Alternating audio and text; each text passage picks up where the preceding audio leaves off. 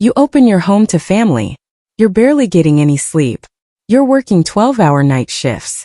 And someone in your house starts treating you like hired help. This is a story about boundaries and what happens when someone crosses them. A woman posted online about a situation that left her questioning everything. Here's what went down. This woman works the graveyard shift at a hospital, midnight to noon. Exhausting work. When she gets home around 1 in the afternoon, she's completely drained. But she always does one thing before crashing. She prepares a meal for her husband. He works from home and she likes making him lunch. It's their routine, their moment together. Just 20 minutes of connection before she passes out from exhaustion. Recently, her younger brother and his girlfriend moved in temporarily. Their apartment building had a gas leak. Major repairs needed. They asked if they could stay for 3 or 4 weeks. Of course she said yes. Family helps family, right? About 5 days in, she had an idea. She thought, why not include them in the meal? Make a little extra? So she asked her brother and his girlfriend, Melissa, hey, do you want me to make lunch for you guys too? I'm cooking anyway.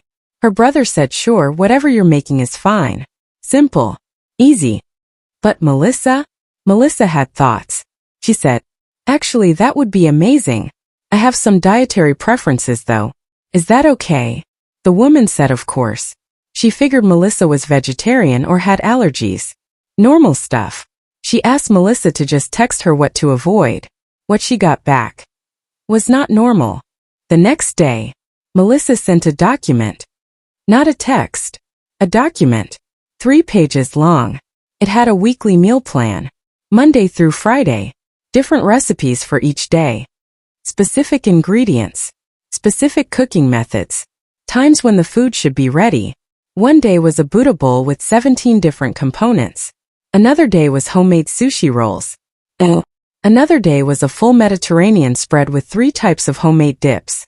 And here's the thing. Melissa had already ordered groceries. Special groceries. Expensive ones. They were sitting in the fridge. Waiting. Did you catch what she ordered at 2 minutes 30 seconds? Rewatch and see the full list. The woman stared at this document in disbelief. She just worked 12 hours. She was exhausted. And this person, staying in her house for free, expected her to meal prep like a professional chef. So she made what she was already making. Chicken, rice, and vegetables. Simple. Done.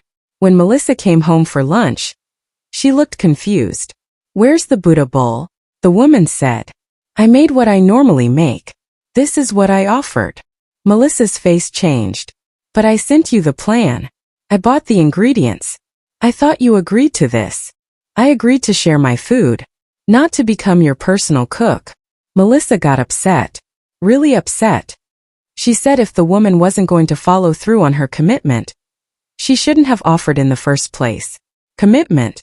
Like they'd signed a contract. Things got tense. Melissa stopped talking to her. Just silent treatment. But it gets worse. The brother pulled his sister aside later. He said, come on, she's trying to eat healthy. Can't you just make the meals? She's going through a lot right now.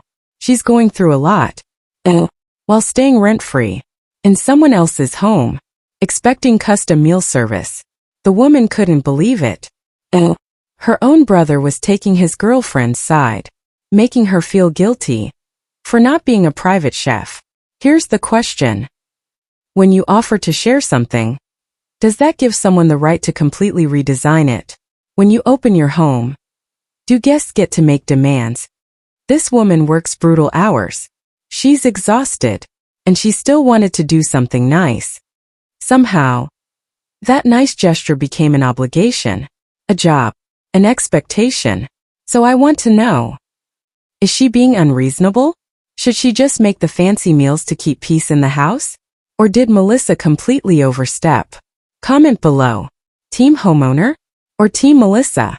Because I have strong opinions about this one. And if you're hooked on these stories, subscribe now. Hit that notification bell. Because tomorrow's story is even wilder than this one.